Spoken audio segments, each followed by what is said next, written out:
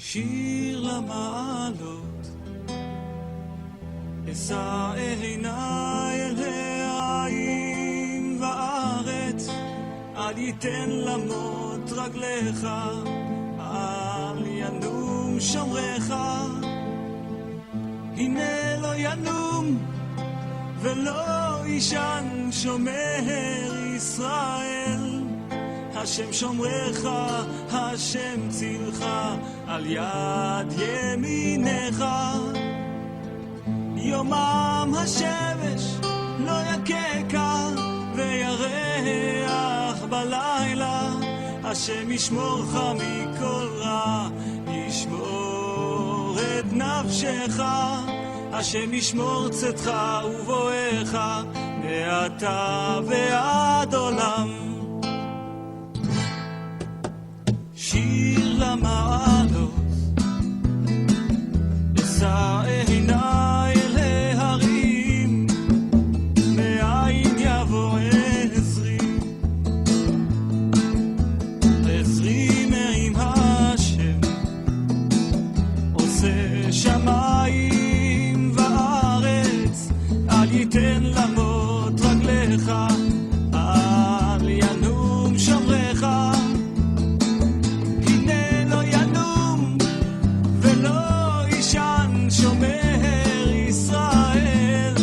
השם שומרך, השם צילך, על יד ימינך.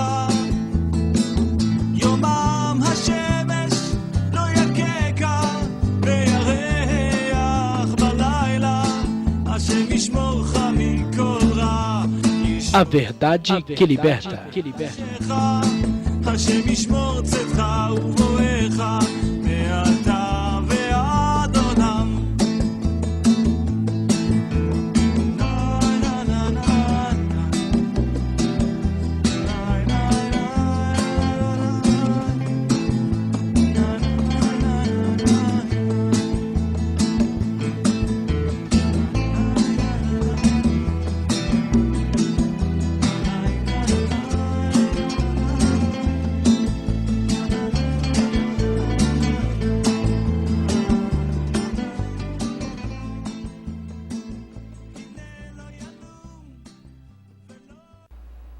Shalom de Yoshua. Certa feita, o sábio Salomão perguntou em Provérbios capítulo 30, verso 4: qual é o seu nome? Qual é o nome de seu filho, se é que sabes? E você, caro telespectador, sabes o nome da salvação? Queremos agora adentrarmos nesse DVD estudo e revelar para você a verdade que liberta.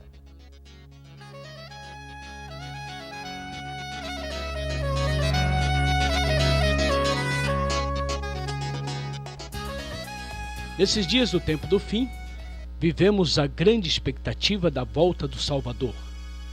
E como foi predito na palavra do Altíssimo, o amor de muitos se esfriariam, a apostasia se manifestaria no coração de muitos, surgiriam falsos profetas, falsos mestres, que introduziriam dissimuladamente heresias destruidoras a ponto de renegarem o soberano Salvador que os resgatou.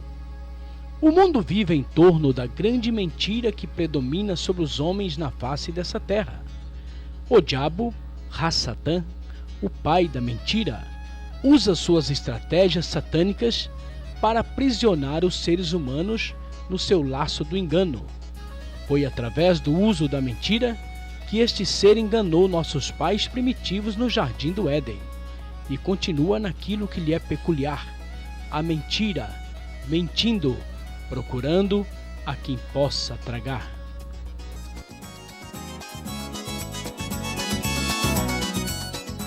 As escrituras usadas em nosso país são traduções das versões gregas e latinas, as chamadas Septuaginta e Vulgata, a última chamada versão vulgar.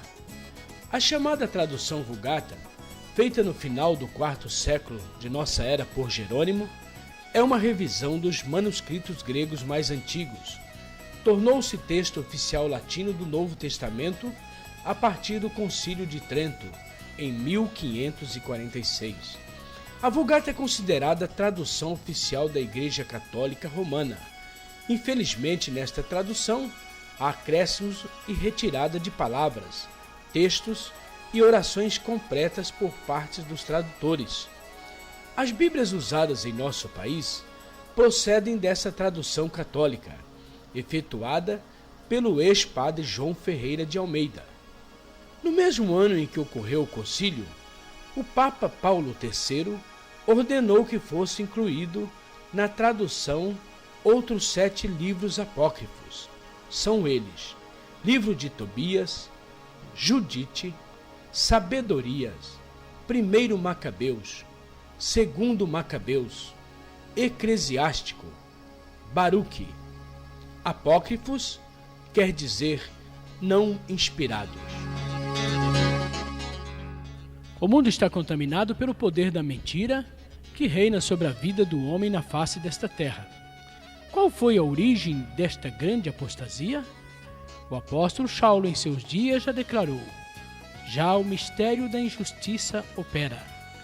Em um sistema político-religioso, mistificado de aparentes verdades, mas repletos de mentiras, Satã tem operado 24 horas por dia para manter o homem em sua ignorância, mantendo-o no cativeiro do engano. A grande batalha deste ser, no entanto, foi para que a grande verdade do plano divino da salvação do Altíssimo não fosse conhecido e manifesto. Enquanto as profecias eram dadas pelo Eterno a respeito de seu Filho Salvador, o diabo usava suas estratégias satânicas para que seu nome fosse profanado, como vemos no livro de Ezequiel, capítulo 36, verso 20, parte A. Enchegando as nações, para onde foram, profanaram o meu santo nome. Mas qual era o nome que o povo Yaudim havia profanado? Durante todo o tempo da história da humanidade, o homem procurou interpretar o tetragrama sagrado, constituído das 4 consoantes hebraicas Iod, E, Vav e E. Na tradução do Velho Testamento, feita por aproximadamente 70 Yaudins, chamada Septuaginta, muitos nomes foram apresentados como sendo a transliteração do tetragrama. Nomes como Jeová, Iavé, Javé, Jeová e muitos outros foram apresentados como sendo o nome sagrado do Altíssimo. O verdadeiro significado do tetragrama hebraico, a transliteração YHWH, que ao ser acrescentadas as vogais maçoréticas, tornou-se o nome sagrado Yahushua. Este nome sagrado nunca teve nenhuma familiaridade com os nomes errados apresentados pelos homens. Por exemplo, o Filho do Eterno em Yaunã, capítulo 17, versículo 11 e 12 diz: já não estou no mundo, mas eles continuam no mundo, ao passo que eu vou para junto de ti. Pai Santo, guarda-os no teu nome que me deste. No versículo 12, parte A, lemos: quando eu estava com eles, guardavas-o no teu nome que me deste. O Salvador, nesse texto, nos revela que ele tem em seu nome o mesmo nome de seu Pai, ou seja, o nome do Criador, o nome Yahu. O nome do Altíssimo Yahu está no nome do Filho, e o do Filho está contido no nome de seu Pai. Diante desses fatos tão esclarecedores, é que o sábio Salomão, maravilhado em sua sabedoria e compreendendo tão grande mistério, faz a seguinte pergunta em Provérbios capítulo 30, verso 4. Qual é o seu nome? E qual é o nome de seu filho, se é que sabes? O filho e o pai têm o mesmo nome. O nome do Filho Salvador é um nome composto do nome do pai, Yahu, mas a palavra Shua, pois a palavra Shua é a palavra qualificativa para a missão que ele veio cumprir, revelado pelo anjo a Míriam em Matatiahu, capítulo 1, verso 25. E darás luz um filho, e chamarás o seu nome Yahushua, porque ele salvará o seu povo de seus pecados. Na verdade, o Filho do Altíssimo herdou todas as coisas de seu Pai, inclusive seu nome sagrado e eterno. Iremos agora penetrar no âmago deste mistério maravilhoso, o mistério de seu nome sagrado, vocalizado pelos anjos em seu nascimento, e que por obra do maligno, os homens o rejeitaram.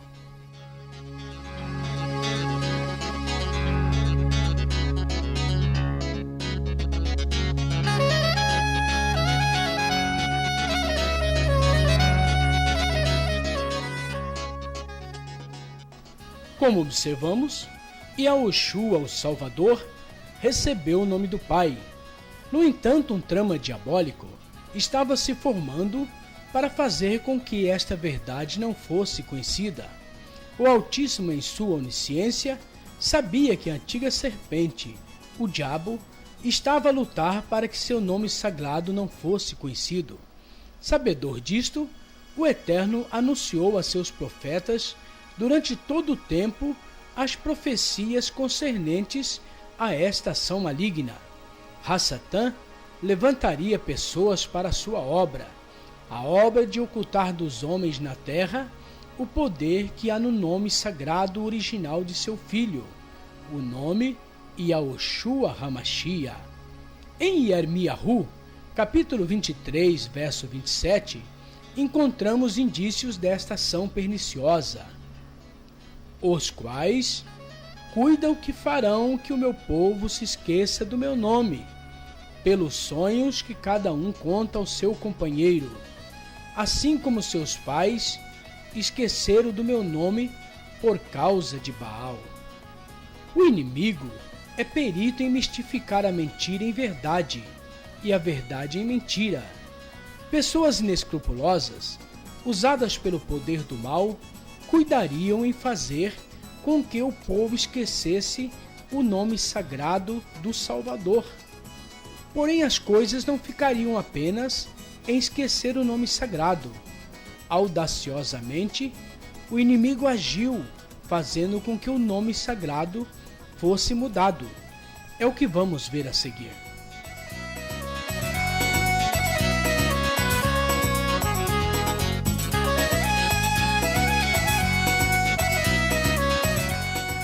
O profeta Yirmiyahu escreveu no capítulo 11, verso 19, parte B: Destruamos a árvore com seu fruto, cortemo-lo da terra dos viventes, e não haja mais memória do seu nome. Nesta profecia de duplo sentido, prevendo que o Salvador, o Cordeiro do Altíssimo, seria cortado da terra dos viventes, porque ele é a videira verdadeira, e seu fruto a salvação de nossas vidas, ele deveria ser retirado. E era da vontade de muitos que o nome que tem poder para salvar caísse no esquecimento.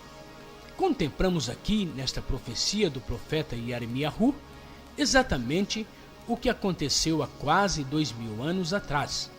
Mataram o Mashiach, ungido, o Messias do Altíssimo.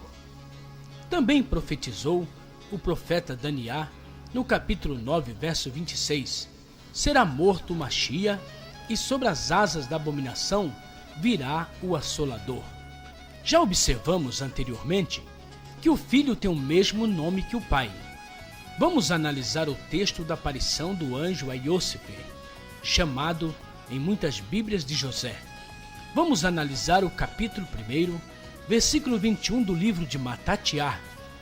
Ela dará luz a um filho e lhe porás o nome Jesus, porque ele salvará o seu povo de seus pecados. Segundo as Bíblias de traduções duvidosas, como a Septuaginta e a Vulgata Romana, o nome que o anjo falou foi o nome Jesus. Mas se ativarmos nosso raciocínio para alguns detalhes desse texto, veremos que o anjo não poderia ter dito que o Salvador se chamaria Jesus. Por quê? Porque Yosef era Yahudim, da linhagem de Davi. Sua língua original era o hebraico, como era também o de sua esposa Miriam, Maria, que também era judia.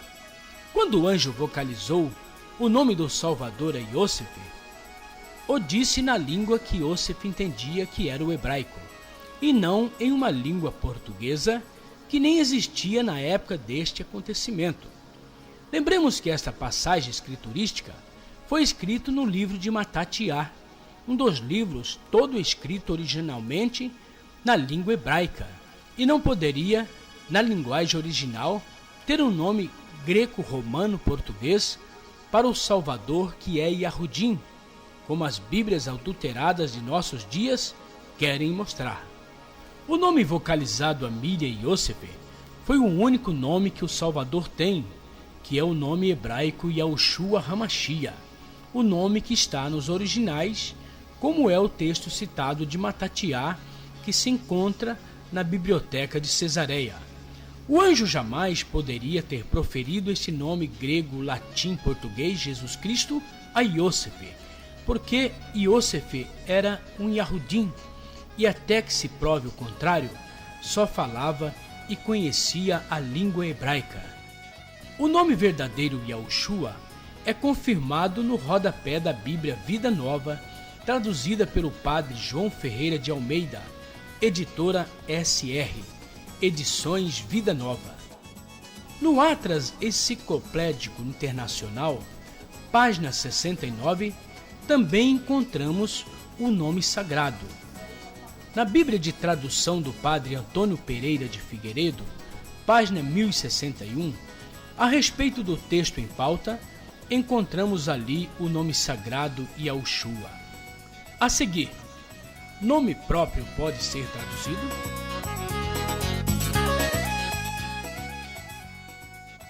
O nome de uma pessoa é algo muito importante. O nome expressa e identifica uma pessoa, sua personalidade, seu caráter. Através do nome, uma pessoa é conhecida, realiza seus negócios e obtém seus documentos. Mas é lícito que o nome de alguém seja mudado? Segundo a legislação de cada país, fraudar o nome de alguém é crime de falsa ideologia. O nome de uma pessoa tem seu valor aonde quer que ela esteja. Nome é mundial. Digamos que alguém se chame Pedro em nosso país e venha viajar, digamos, para os Estados Unidos. Seu nome permanecerá sendo Pedro, mesmo que a pronúncia se tornou Peter. Se você é brasileiro e viaja para o exterior, digamos que para a França, e ao chegar na alfândega francesa, irão pedir seu passaporte, e no seu passaporte estará o único nome que você tem, o nome de sua nacionalidade, não importando qual seja ela. Não é porque você está em outro país que seu nome será mudado. Um exemplo disso tudo encontramos em nosso próprio país, o Brasil, pois quando, digamos, o presidente dos Estados Unidos vem ao nosso país, ele não recebe um nome português só porque se encontra no Brasil. Seu nome continua sendo o nome inglês Bush. Por quê? Porque nome próprio não pode ser traduzido, somente pode ser transliterado. Se de um país para o outro nomes são traduzidos, por que nas manchetes de jornais, rádios, TVs, internet e outros meios de comunicações lemos sempre o nome das pessoas em sua forma original? Por exemplo, o nome hebraico do primeiro-ministro de Israel, o nome Ariel Sharon, continua sendo na mídia brasileira Ariel Sharon. Saddam Hussein é Saddam Hussein. Mike Tyson é Mike Tyson. Nomes podem ser transliterados. Vejamos o exemplo do nome português Maria, que no inglês é Mary e no hebraico é Miriam. Este nome sofreu transliterações em sua forma, permanecendo, porém, com o seu mesmo significado. Ao ser transliterado para outro idioma, nenhum nome pode perder seu real significado. Mudar nomes é crime de falsa ideologia. Observe na capa deste livro que todo o texto foi traduzido, menos o nome do autor, que permaneceu em sua forma original. E por quê? Porque nomes não podem ser traduzidos. e sim transliterados, quando assim se desejar. Se nome pode ser traduzidos, por que não traduziram também o nome do autor da obra? Por que afinal mudaram o nome do Salvador? E quem fez isso? É o que iremos ver a seguir.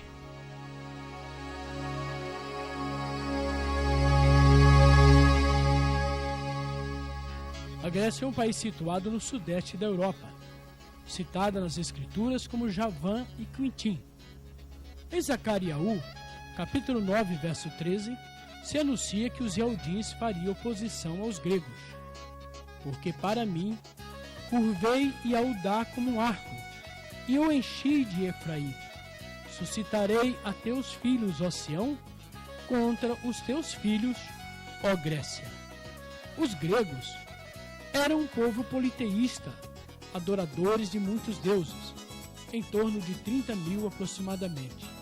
Tinha como seu deus maior Zeus, deus mitológico do Monte Olímpio, monte segundo os gregos sagrado. A Grécia é também citada nas profecias contidas no livro de Daniel, capítulo 8, verso 5. Estando eu observando, eis que um bode vinha do ocidente sobre toda a terra. Este bode tinha um chifre notável entre os olhos. A Grécia é este bode profético. O chifre notável entre os olhos é seu general Alexandre, intitulado O Grande. Os gregos, pelas suas tendências idolátricas, foram os grandes fraudadores das Escrituras e do nome sagrado. Este povo, os primeiros a traduzirem dos originais hebraicos as Escrituras para seu idioma, substituíram o verdadeiro nome hebraico Yahushua pelo nome grego Iesos, nome este com ramificação gramatical do nome do deus maior da Grécia, Zeus. Clemente, Atanásio e Orígenes foram os copistas que, por ordem do general Alexandre, substituíram o nome sagrado hebraico, o tetagrama sagrado Iod-E-Vav-E, pelo nome grego Iesos, da primeira cópia para uma segunda cópia. Em Atos capítulo 17, verso 16, o apóstolo Saulo, ao chegar a Atenas, capital grega, se deparou ali com uma idolatria terrível. Veja o texto. Enquanto Saulo os esperava em Atenas, seu espírito se comovia em si mesmo, vendo a cidade entregue à idolatria. Infelizmente, os copistas gregos não foram fidedignos nessa tradução e vilipendiaram o nome sagrado do Salvador. Onde encontramos nas traduções atuais de nossos dias o nome grego-romano Jesus Cristo, deveria estar o nome verdadeiro e original hebraico, Yahushua HaMashiach. O nome grego Iesos foi formado das letras do alfabeto grego. O iota, também usado como Z, a letra eta, a letra sigma, a letra omicron, a letra upsilon e a letra sigma novamente, formando com isto o nome de mais um deus grego falso chamado Iesos, de ramificação gramatical de Zeus, e de onde surgiu o nome falso Jesus, como veremos posteriormente. Por serem politeístas, adoradores de milhares de deuses, os gregos não eram simpatizantes do povo Yaudim, o povo do Altíssimo, principalmente pelo motivo de ser este povo monoteístas, adoradores de um único Adonai, Criador dos céus e da terra. Ao fazerem a tradução para a língua grega, a versão Septuaginta, e se depararem nos manuscritos hebraicos com o nome original, o tetagrama hebraico Yod-E-Vav-E, transliterado para YHWH, trocaram nessa tradução para o nome mitológico Iesos, nome criado para homenagear o deus maior do Olímpio, o Zeus dos gregos. A seguir, iremos conhecer que um outro povo deu continuidade a esta grande fraude.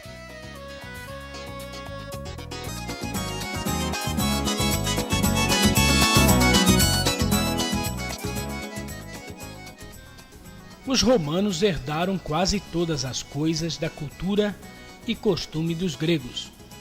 Por serem também um povo extremamente idólatra, observamos o relacionamento existente entre os romanos e gregos e a grande afinidade entre seus deuses.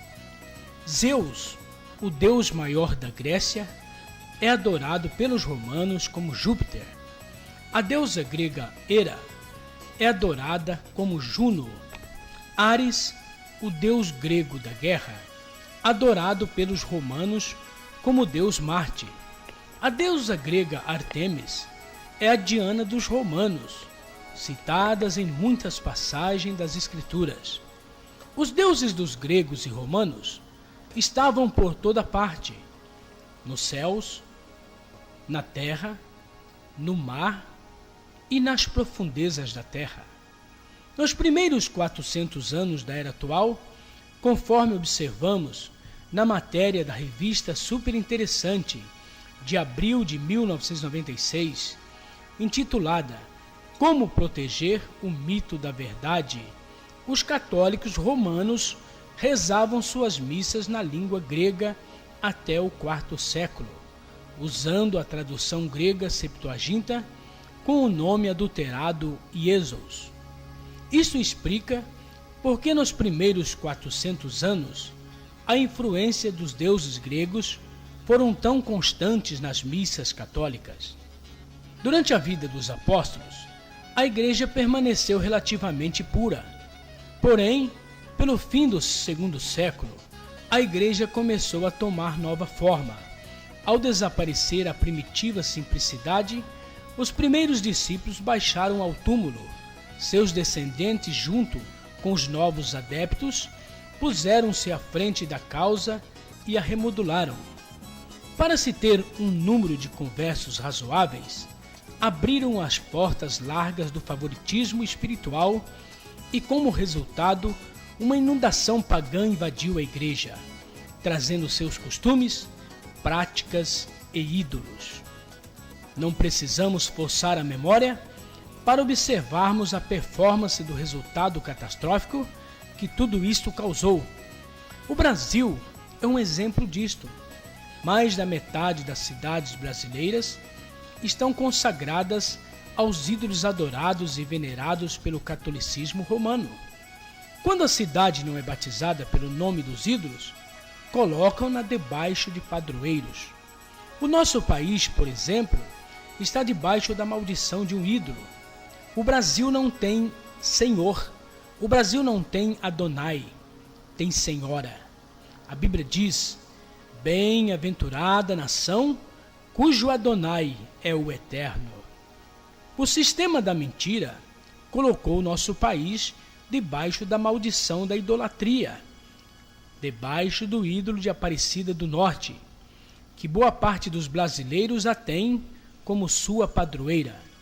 O Brasil é o único país que tem 365 dias para 365 ídolos. Em uma de nossas cidades principais, o Rio de Janeiro, temos como cartão de visitas um enorme ídolo chamado Cristo Redentor, que não fala e não anda, que não ouve, e se pudesse falar, estaria a dizer: bem-vindo ao país da idolatria. O apóstolo Saulo alerta para esse perigo espiritual, a idolatria, e dá um conselho para aqueles que vivem iludidos dentro desta prática. Portanto, meus amados, fugi da idolatria. 1 Coríntios, capítulo 10, verso 14. No Salmo 115, verso 4, a palavra nos diz que seus ídolos são somente obras de suas mãos. Nada podem fazer por ninguém. São feitos de matérias inertes, sem vida, sem conhecimento, sem alma e espírito. E aqueles que o fazem e o adoram, tornam-se semelhantes a eles.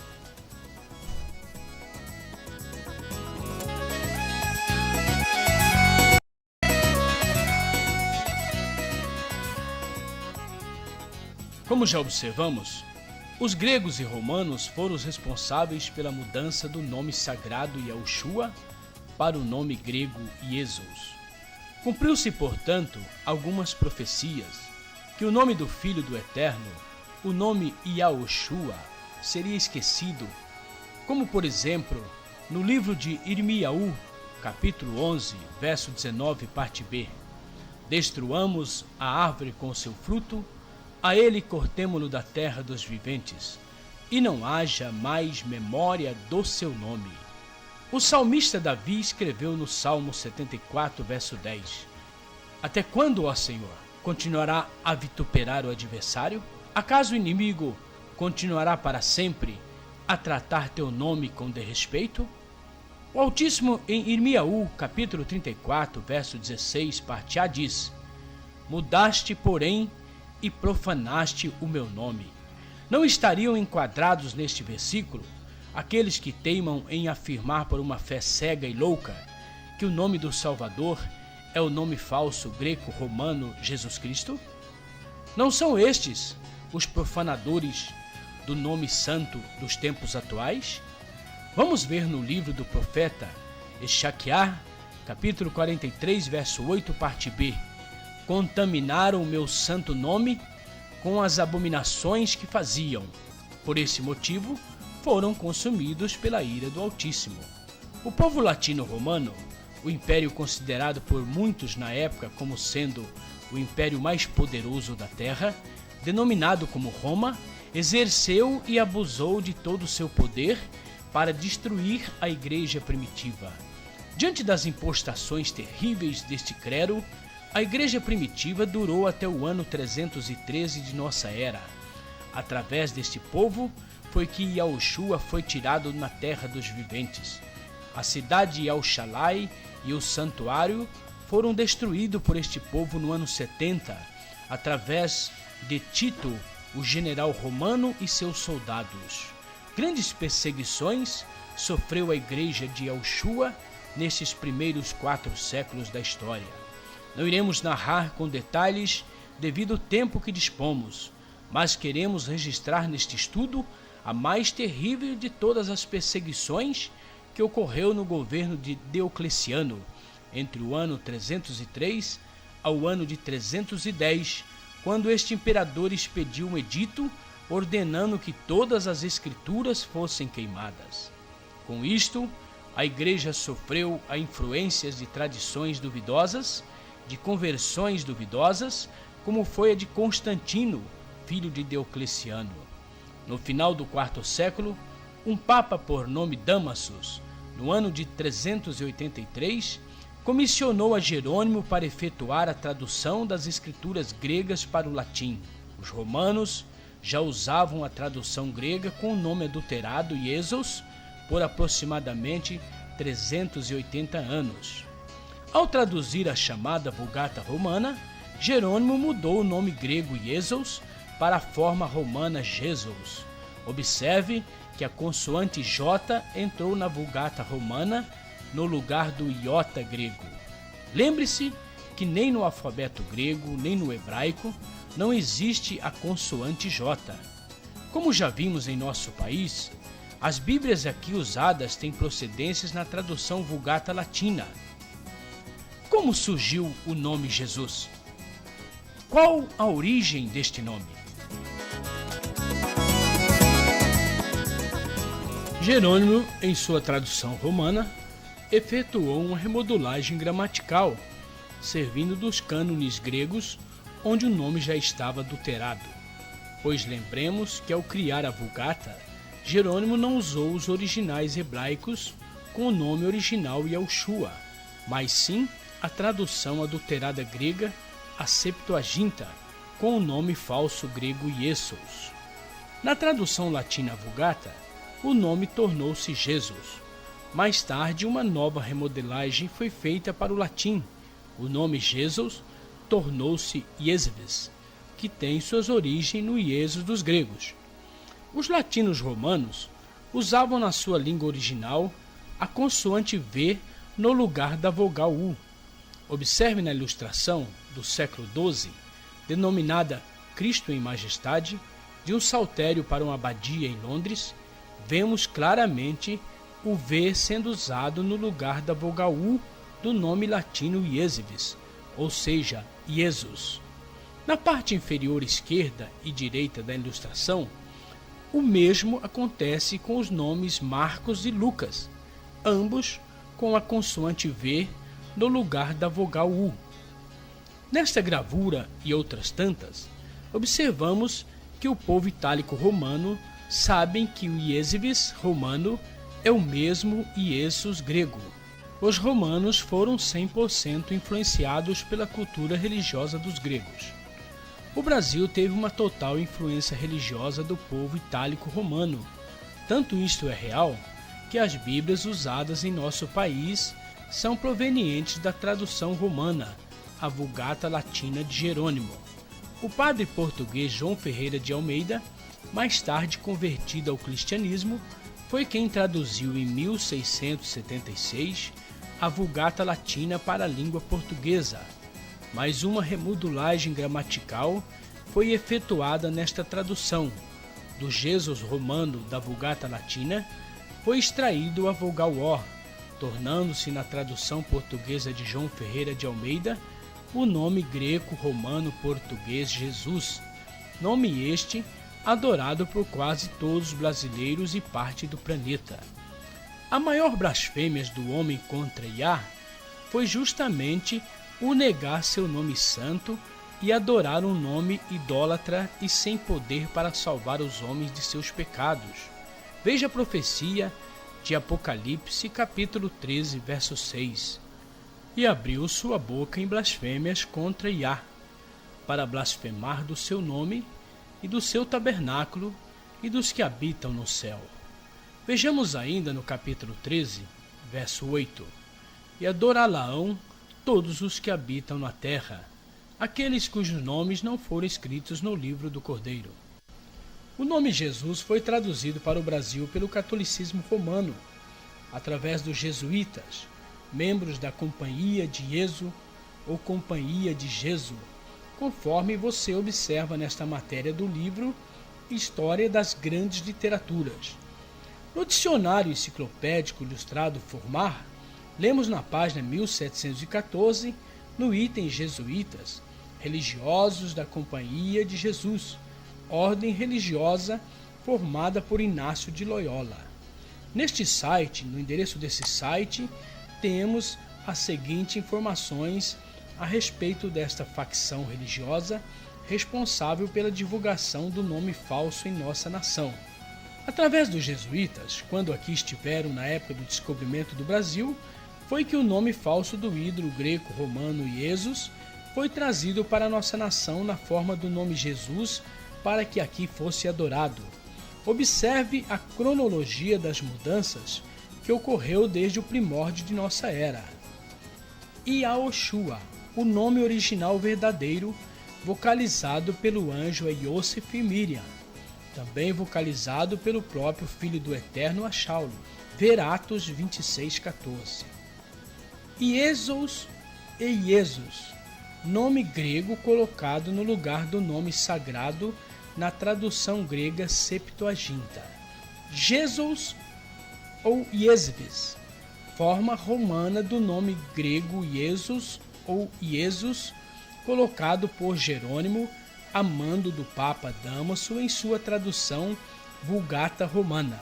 Jesus, forma portuguesa do nome grego Iesus ou Iesus, colocado pelo padre português João Ferreira de Almeida em sua tradução para a língua portuguesa e trazido pelos portugueses para nosso país pelos já comentados jesuítas. Como se pode observar, o nome português Jesus é forma gramatical dos nomes romanos Jesus e Iesvis, como é também dos nomes gregos Iesus e Iesus. Mas todas essas formas de nomes teriam origem no nome hebraico Yahushua? É o que veremos a seguir. Nesta parte desse estudo, iremos ver através de alguns fatos comprobatórios porque o nome do Salvador nunca poderia ter sido Jesus Cristo. Começaremos em dar uma rápida olhada no alfabeto hebraico. Observe a forma em vermelho original e veja sua transliteração logo abaixo na cor preta. Veja as consoantes de nosso alfabeto que equivalem na transliteração às consoantes hebraicas. Veja o A, veja o B, veja o G, veja o D, veja o H, veja o V, veja o Z, veja o CH, veja o T, veja o I, veja o K, veja o L, veja o M, veja o N, veja o S, veja o O, veja o P, veja o TZ, veja o Q, veja o R, veja o CH e veja o TH. Você deve ter observado que nas consoantes do alfabeto hebraico, quando transliterado para o português, não existe a consoante J, porque no alfabeto hebraico não existe a consoante J. Agora lhe pergunto, como pode o Salvador Yahudim ter um nome com uma consoante que nunca existiu na língua, no alfabeto de sua nacionalidade, se na língua hebraica não existe nem o som nem a consoante J? Para reavivarmos nossa memória, em uma das matérias anteriores, vimos que foi o povo romano-latino quem introduziu na tradução Vulgata Latina a consoante J no nome grego Iesos. Veja algumas verdades aterradoras a respeito do nome Jesus. O nome Jesus é uma unificação do nome romano Júpiter com o deus grego Esos. Assustadora é a matemática que relaciona o nome Jesus Cristo com o famigerado número 666. Veja as somas e suas equivalências numéricas, que resulta em um valor realmente assustador. O Eterno, em Revelação 13:18, nos diz que se usarmos de sabedoria, poderemos identificar quem é o homem do engano, calculando o número que o identifica quando expomos o nome Jesus. Aqui a sabedoria. Aquele que tem entendimento, calcule o número da besta, porque é o número de um homem, e o seu número é 666. Apocalipse, capítulo 13, verso 18. Os estudiosos, em geral, entendem que Yahonan estava usando a gematria, um sistema criptográfico que consiste em atribuir valores numéricos às letras. É sabido que o latim, o grego e o hebraico usavam letras em lugar de algarismo. Assim, as letras funcionavam como números. Troca-se as letras pelos números e consegue-se chegar ao famigerado 666. Se aplicarmos a fórmula da gematria nas consoantes hebraicas do nome Jesus, teremos um surpreendente resultado. O J não tem valor numérico nem existe no hebraico. O E não tem valor numérico no hebraico. O S, o Samik no hebraico, tem um valor numérico de 60.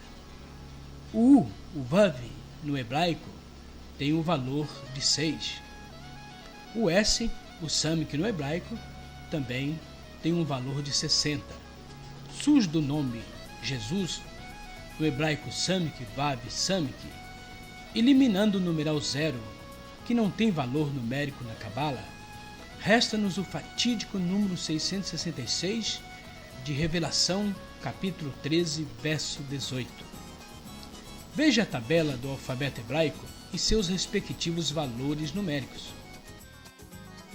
Encontramos ainda no Dicionário Internacional de Teologia do Antigo Testamento, página 1033, item 1477, o significado das consoantes hebraicas que significam o sus do nome Jesus.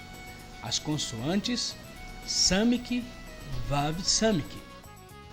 Veja o que o escritor Paulo Mendes, em seu livro Noções do Hebraico Bíblico, página 20, ensina.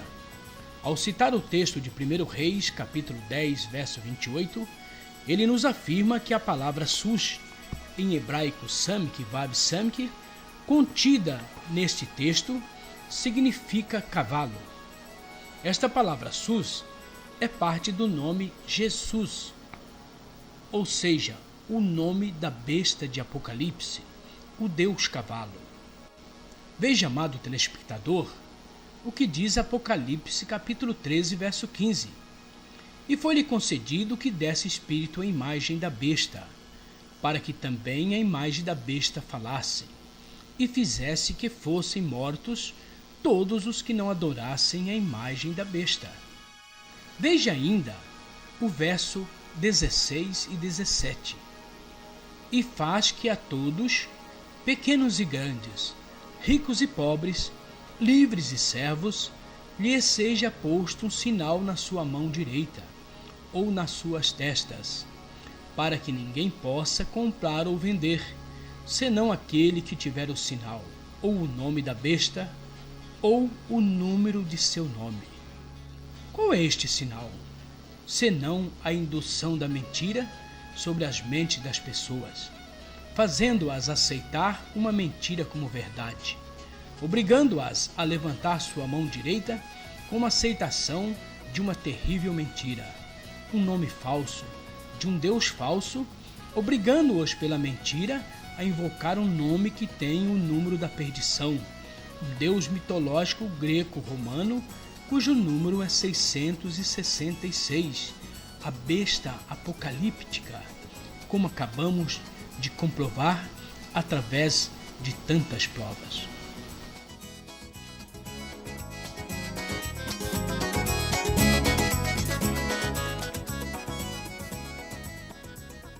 As Escrituras Sagradas nos revelam um tempo final de dificuldades para aqueles que não amaram a verdade, dia de angústias. Sofonias, capítulo 1, verso 15 nos diz: aquele dia será um dia de indignação, dia de tribulação e de angústia, dia de alvoroço e de assolação, dia de trevas e de escuridão, dia de nuvens e de densas trevas. A besta, o homem do pecado, o anti-Messias, faz que a todos pequenos e grandes, ricos e pobres, livres e servos, lhe seja posto um sinal na sua mão direita ou nas suas testas, para que ninguém possa comprar ou vender, senão aquele que tiver o sinal, ou o nome da besta, ou o número do seu nome. A humanidade está caminhando para este momento final.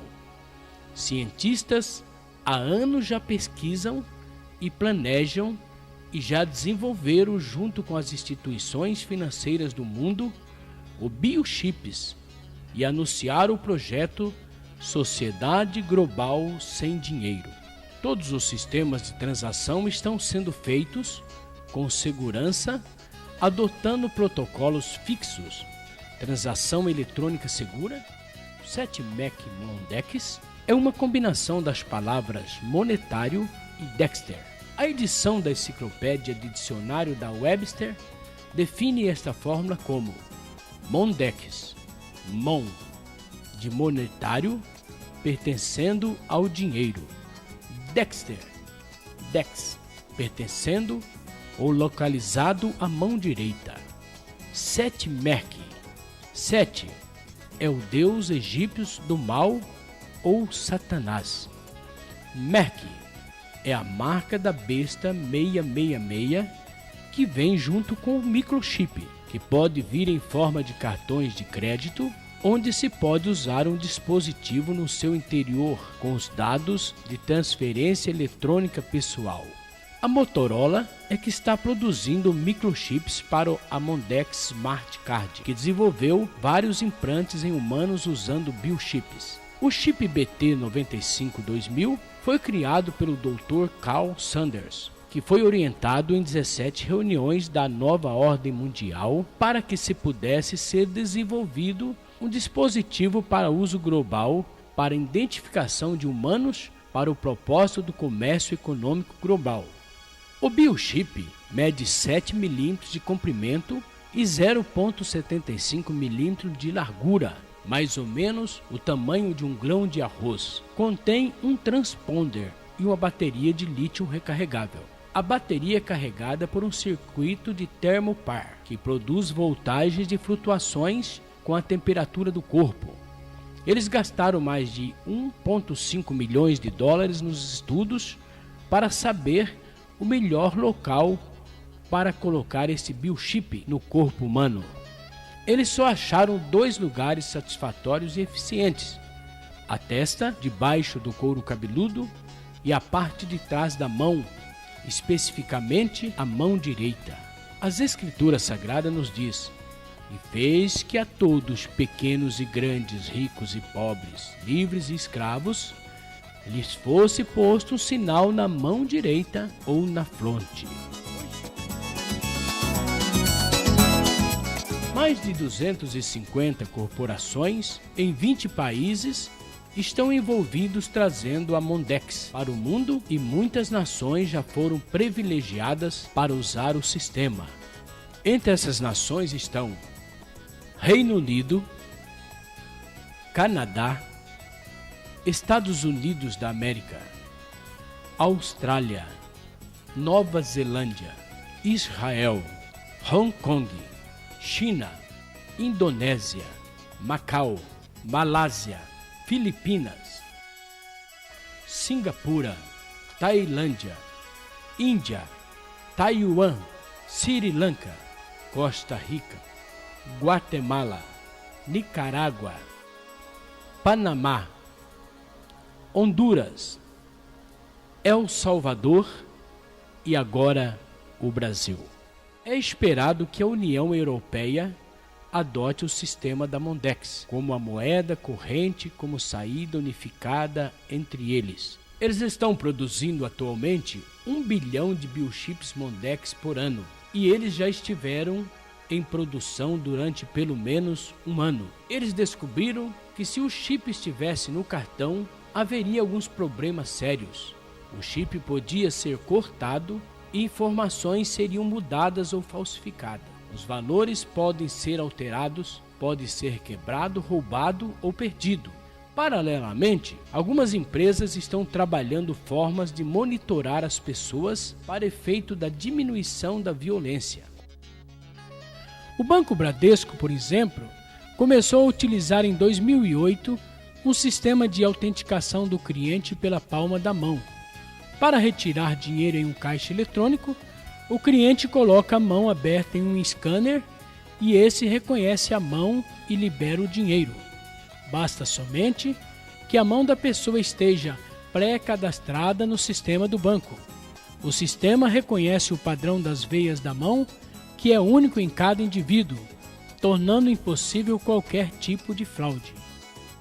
Aceitar o sistema maligno e receber a marca da besta significa aceitar o sistema satânico contra o Todo-Poderoso Yahu e seu Filho Salvador Yahushua HaMashiach.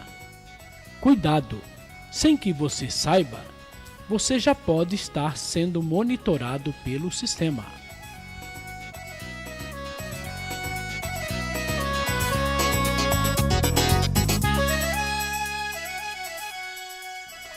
Uma das grandes provas das fraudes efetuadas é o nome da cidade de Jerusalém, a Cidade Santa, que na realidade nunca deveria ser escrito com a consoante J, pois seu verdadeiro nome é Yahushalai, com certeza sem o J romano. Por que o Yahushalai e não Jerusalém? O profeta Daniel capítulo 9, verso 18, parte A, escreveu: Inclina, ó Adonai meu, abre os teus ouvidos e ouve, abre os teus olhos e olha para a cidade que é chamada pelo teu nome. Veja o verso 19, parte B. Ó Yahmeu, porque a tua cidade e o teu povo são chamados pelo teu nome. Veja o que é dito em 2 Reis, capítulo 21, verso 4, parte B. Em Yahushalai porei o meu nome. Mas qual é o seu nome, se é que sabes? Assim perguntou Salmão em Provérbios, capítulo 30, verso 4. Iá é o seu nome. Veja seu nome no nome da cidade santa Yahushalai. Este nome, além de estar na cidade santa, se encontra nos nomes de seu povo, como por exemplo nos profetas, patriarcas e apóstolos. Observe o que diz a palavra em 2 Crônicas, capítulo 7, verso 14, parte A. Se o meu povo que se chama pelo meu nome.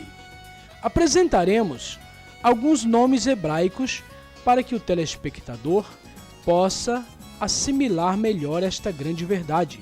Observe em destaque na cor vermelha o nome do Altíssimo nos nomes hebraicos. Se fôssemos ficar enumerando nomes onde se encontra o nome do Eterno, gastaríamos o tempo deste estudo somente neste tema. Já conhecemos a grande mentira a respeito do nome falso Jesus, seu significado e quem realmente ele é, e como este nome grego Jesus Cristo se perde no descrédito diante das verdades e dos fatos. Deixemos a mentira de lado e vamos agora conhecer a origem do nome divino Yahushua HaMashiach, a grande verdade de Yah, revelada para aqueles que realmente amam a sua verdade.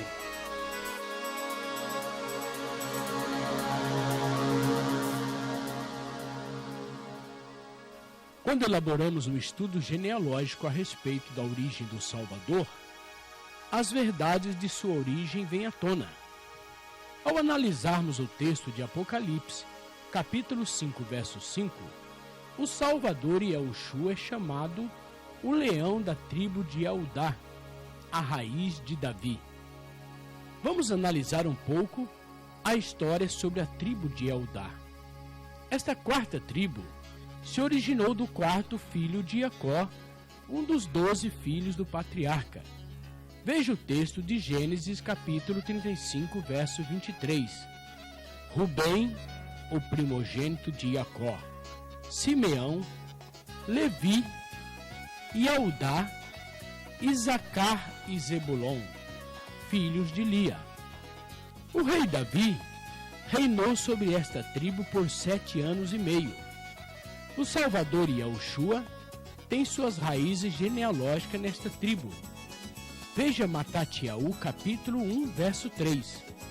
Eudá gerou de Tamar a Pérez e a Zerá. Pérez gerou a Esrom.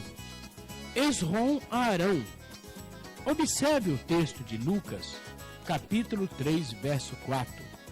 Eudá, filho de Jacó. Jacó, filho de Itzaque. Itzaque, filho de Abraão. Este filho de Terá, filho de Naor. O autor das epístolas aos Yaudins, no capítulo 7, verso 14, revela a procedência genealógica do Salvador, pois é evidente que nosso Senhor procedeu de Eudá, tribo a qual Moshe nunca atribuiu sacerdotes. Veja o depoimento genealógico em Yeshayahu, capítulo 11, verso 1. Do tronco de Yessef sairá um rebento, e das suas raízes um renovo. Veja em Yarmiaú, capítulo 23, verso 5, parte A. Eis que vem dias, diz o Senhor, em que se levantará a Davi um renovo justo. Todos os indícios nas Escrituras nos levam para um Salvador totalmente Yahudim. Em Lucas capítulo 2, verso 11, encontramos seu local de nascimento.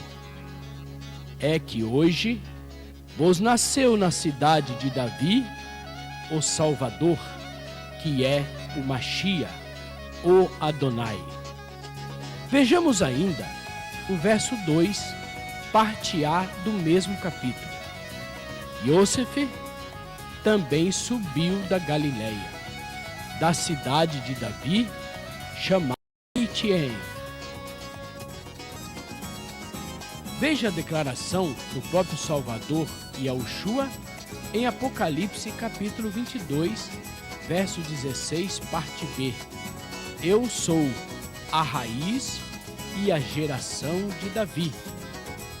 Quando o rei Herodes quis saber onde nasceria o Salvador, os sacerdotes e escribas prontamente lhe responderam, baseando-se nas informações proféticas contidas em Matatiaú, capítulo 2, verso 5.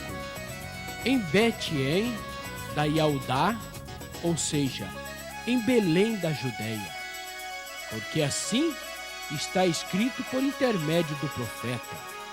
De qual profeta se referiam os sacerdotes e escribas? Se referia ao profeta Micaiaú, ou seja, o profeta Miqueias. E o texto citado era o capítulo 5, verso 2, parte A, onde o profeta diz: E tu, Betien, terra de Eldá, não és de modo alguma a menor entre as principais de Eldá, porque de ti sairá o guia que há de apacentar o meu povo e a Shihorô. Por fim, declaramos a afirmação do Salvador Yahushua, a mulher samaritana no poço de Jacó, em Yaunã, capítulo 4, verso 22, parte B. Vós adorais o que não conheceis, nós adoramos o que conhecemos, porque a salvação vem dos Ealdins. Diante desses muitos fatos e argumentos históricos e também escriturísticos, afirmamos que o Salvador é Ealdim, da tribo de Eldá, da raiz de Davi, da linhagem de Davi. Nasceu em Betien e não tem nenhuma raiz genealógica com deuses e ídolos gregos romanos.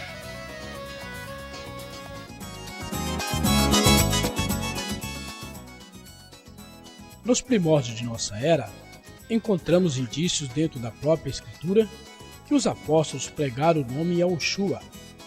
O próprio Salvador Yahushua revelou seu nome a Saulo de Tarsis no caminho para Damasco, registrado no livro de Atos, capítulo 26, verso 14. E caindo todos nós por terra, ouvi uma voz que me falava em língua hebraica. Observe nesse texto que as Escrituras afirmam que o Salvador Yahushua falava com Saulo na língua original hebraica. Ele, como Yahudim, jamais teria dito se chamar por outro nome, como pessoas inescrupulosas querem que seja. Depois do encontro com Yahushua, Saulo foi comissionado pelo Mestre para levar seu nome diante dos gentios, dos reis e dos filhos de Israel.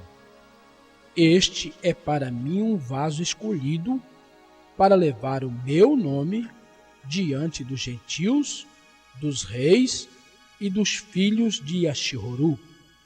Qual foi o nome que Saulo pregou em sua missão missionária? Em sua segunda viagem missionária a Atenas, capital da Grécia, Saulo se depara ali com um povo adoradores de muitos deuses e de imediato teve problemas ao anunciar àquele povo a verdade Yahushua, nome que os gregos não conheciam. Por ignorar o nome hebraico que Saulo pregava, os gregos acharam por bem levar Saulo para o Areópago. O Areópago constituía-se de um conselho de membros da aristocracia ateniense, cujas atribuições, enquanto instância dos diferentes tipos de governo pelos quais Atenas passou, sofreram alterações ao longo do tempo. No período democrático, o Areópago cumpria a função de um tribunal constituído por arcontes, que era responsável pelo julgamento dos crimes de homicídio premeditado, assuntos religiosos, entre outras causas. Ao anunciar o nome hebraico Yahushua para os gregos, nome até então desconhecido, Shaul ouviu dos pseudo-sábios componentes daquele corpo de jurados expressões tais como: que quer dizer este tagarela? Parece pregador de estranhos deuses. Poderemos nós saber que nova doutrina é essa que nos fala? Pois coisas estranhas nos trazes aos ouvidos, querendo, pois, saber o que vem a ser isto. É muito lógico, portanto, que se os gregos se comportaram dessa maneira diante da pregação de Shaul, é porque Shaul pregava um nome que era novidade para eles. Os gregos não conheciam o nome Yahushua. A prova está na própria afirmação de Shaul em Atos capítulo 17, versículo 23, parte B. Esse, pois, que adorais sem conhecer, é precisamente aquele que eu vos anuncio. Se Shaul tivesse pregado o nome grego Jesus ou Jesus Cristo, os gregos não teriam tido o comportamento que tiveram, pois este nome Jesus os gregos conheciam muito bem, por ser o nome do deus maior da Grécia, o Zeus mitológico. Além disso, muitos gregos tinham eles próprios o nome Jesus. Em Atos capítulo 13, verso 8, encontramos um grego apelidado de Elimas, o mágico. Seu nome original era Bar Jesus. A Sociedade Bíblica do Brasil, em um de seus livros intitulado Natureza e Propósito da Bíblia na Linguagem de Hoje, página 9, faz um esclarecedor comentário a respeito do nome do latrocida Barrabás. Essa instituição afirma que, na verdade, o primeiro nome de Barrabás era Jesus. Orígenes, especialista bíblico do IV século, disse que em várias cópias do Evangelho de Matatiá se encontrava o nome Jesus como sendo o primeiro nome de Barrabás. Diante desse fato, qual teria sido realmente a pergunta de Pilatos à multidão? A quem quereis que eu vos solte? A Jesus, chamado Barrabás, ou a Jesus, chamado Cristo? Não teria sido a pergunta de Pilato à multidão da seguinte forma: a quem quereis que eu vos solte?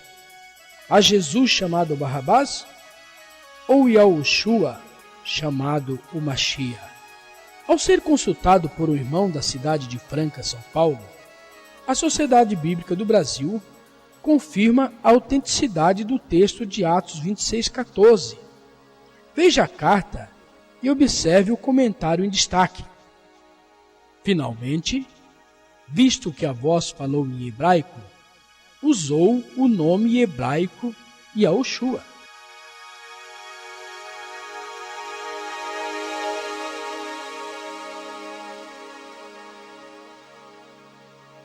Nas primeiras décadas da Igreja, os discípulos de Yahushua eram chamados de messianistas. Somente em Antioquia, os gregos os apelidaram de cristãos. Em Atos 21, temos mais um texto que prova que os apóstolos pregaram o nome original hebraico, pois ao falar em língua hebraica com a multidão, certamente anunciaram o nome hebraico Yahushua HaMashiach.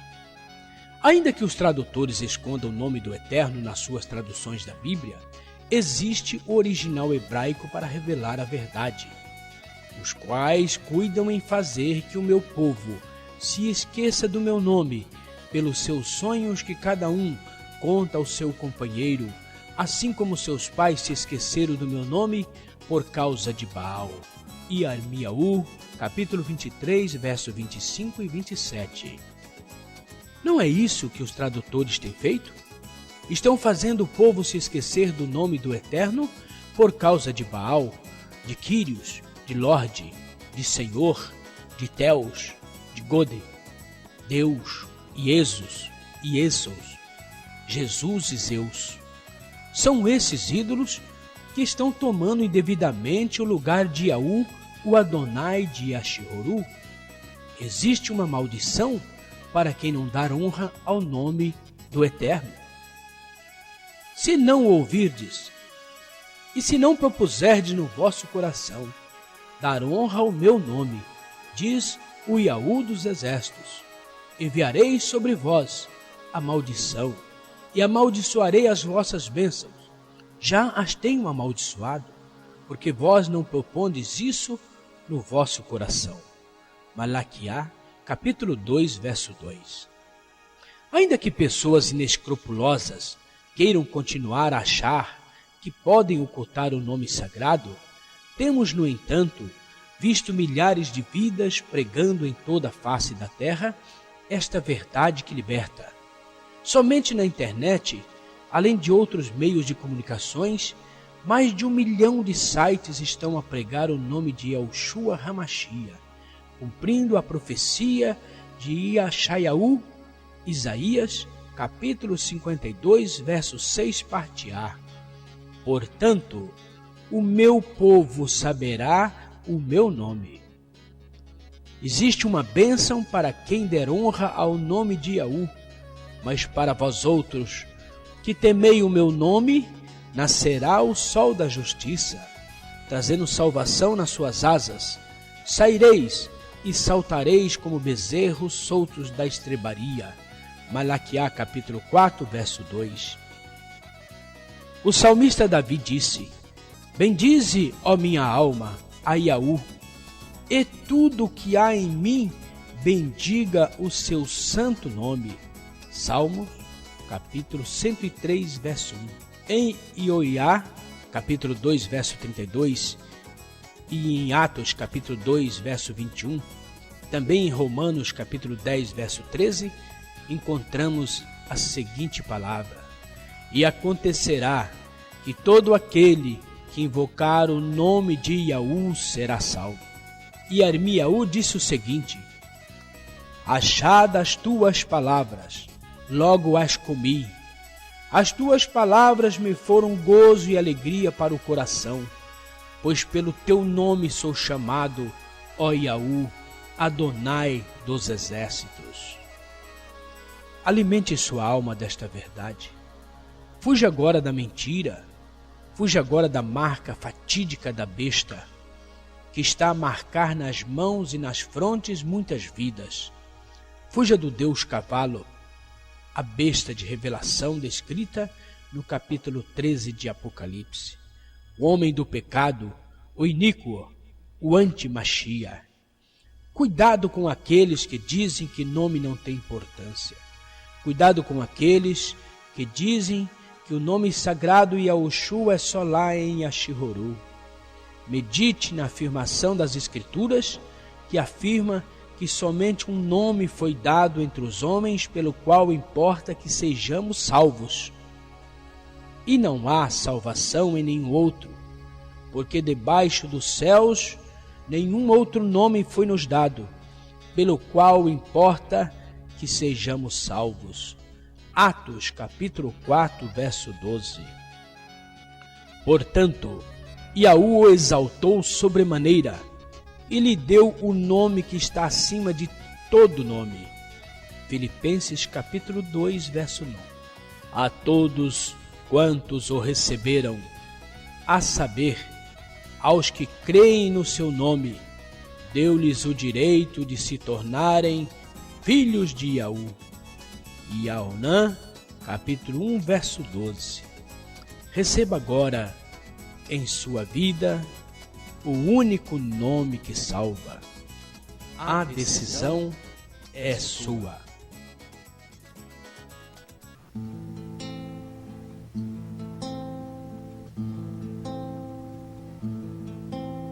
שיר למעלות,